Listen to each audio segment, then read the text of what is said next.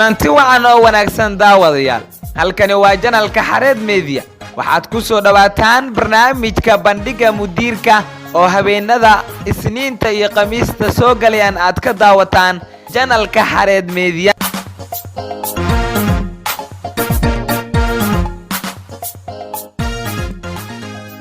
daawadayaal waa habeenimo Isniin ay soo galayso kowda bisha saddexaad ee Maarso sanadka 2020 qodobada aad ku daawan doontaan barnaamijka bandhiga mudiirka waxaa kamid ah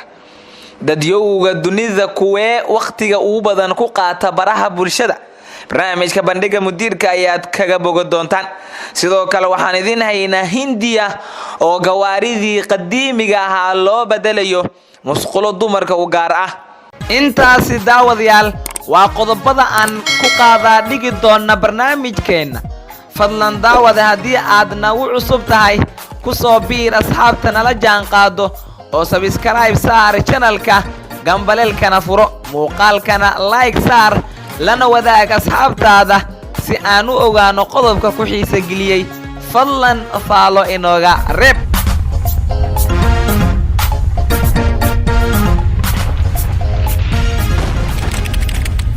waata daawadayaal markaana barnaamijkeena ayaynu gudagalaynaa qodobka ugu horeeya waxa uu yahay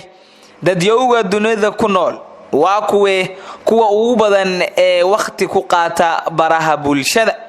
tilmaamaha caalamiga ah ee tirkoobyada internetka ayaa dahrogay dadyowga dunida ee dadkooda ugu booqashada badan yihiin baraha bulshada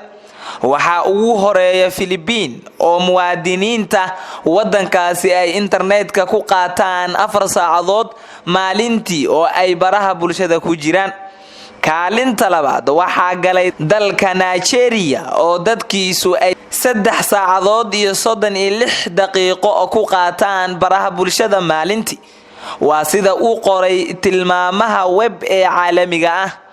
halka kaalinta saddexaad ay ku jiraan shacabka Mexico oo 3 saacadood maalintii ku qaata baraha bulshada waxa ku xiga oo kaalinta afraad ku jira Turkiga waxaana kaalinta shanaad soo galay dalka Ruushka halka Hindiya Shiinaha ay ku kala jiraan kaalinta 6 iyo 7 oo ah sida ay u kala horeeyaan Mareykanku waxay galeen kaalinta 8 dalkan waxa ka socda dood ku aadan kaalinta baraha bulshada ay ku hagaan siyaasadda gaar ahaan markii madaxweyne Trump uu gaaray aqalka cad oo uu dalka madaxweyne ka noqday wixii ka dambeeyay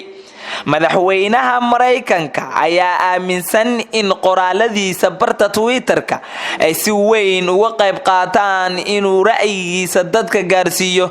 isagoo tilmaamaya inuu ka maarmay warbaahinta kale ee cadaawad shakhsi ahaaneed u haysa waa sida uu sheegay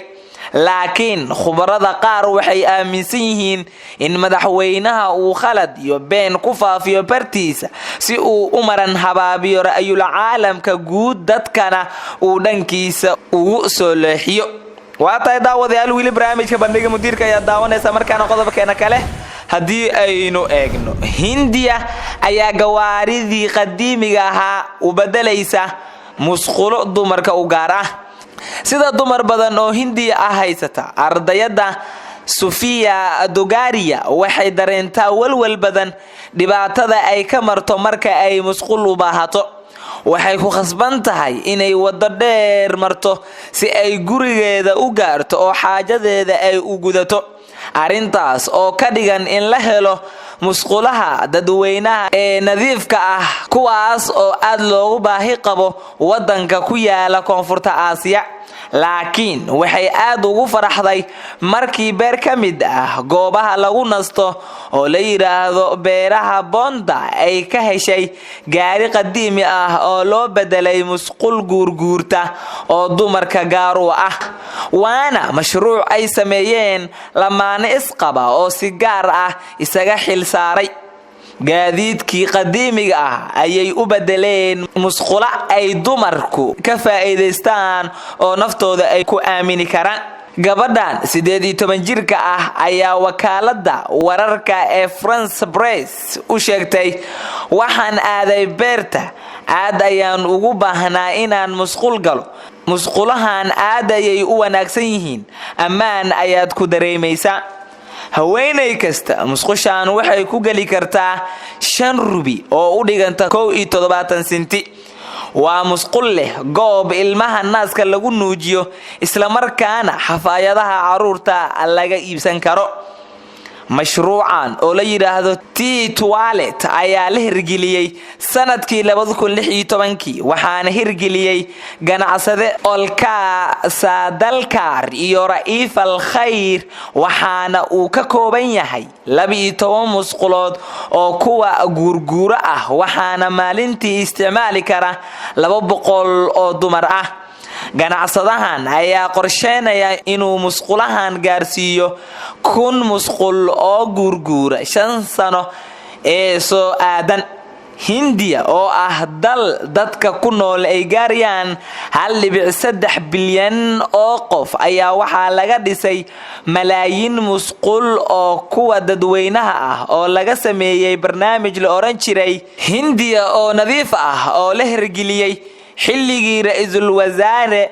Narendra Modi, laakiin waxaa isticmaalkooda haleeyay dayacaad, biyo xumo iyo koronto la'aan. arrimahaas oo ka dhigay in musqulo badan ay yihiin kuwa aan la isticmaali karin. waa tahay daawadayaal, waxaynu isla soo gaarnay guntiyo gabagabadii barnaamijka bandhiga mudiirka.